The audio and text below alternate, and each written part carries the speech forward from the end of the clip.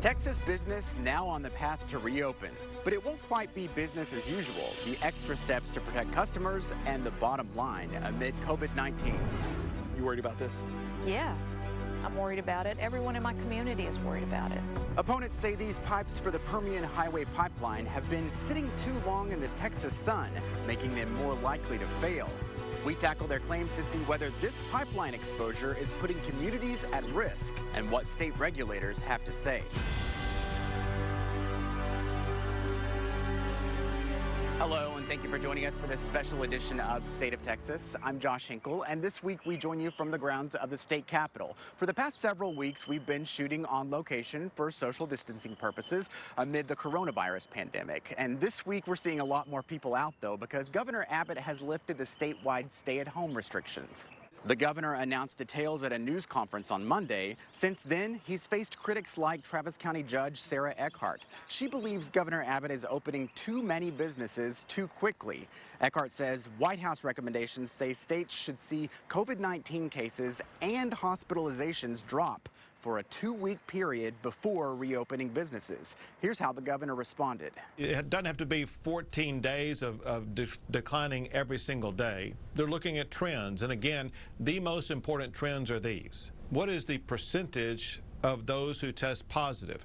And so earlier in the month of April, we had about 10% of people who were tested who were testing positive. As of today, that number is about 6%. So the positivity test rate is going down. The second is the number of hospitalizations. So the number of hospitalizations today is actually lower than it was yesterday. And so the most important metrics are all going in the right direction.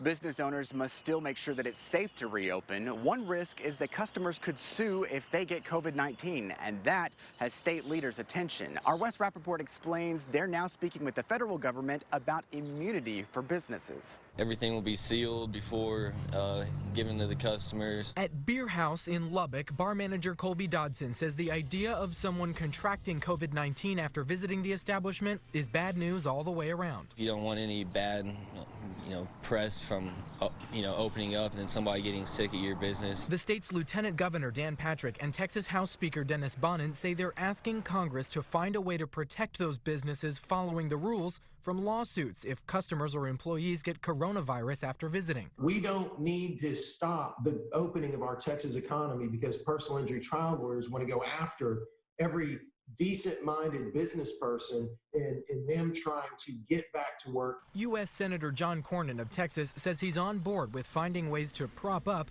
rather than pinch business owners worried about legal trouble in the pandemic. We haven't decided exactly what that might look like, but I agree that it is a problem, and we need to address it at the federal level. But the chair of the state's House Democratic Caucus doesn't think Congress should hand out blanket immunity. I think government's focus right now needs to be increasing testing and ensuring businesses that are open are doing so in a safe manner to where we're minimizing exposure to the virus. For now, employers and employees are taking every precaution. You just want everybody to be safe, and you want the community to be safe. Congress represents what's likely the fastest way to implement a liability waiver. State lawmakers don't meet again until January, unless the governor calls a special session. At the Capitol for State of Texas, I'm Wes Rappaport.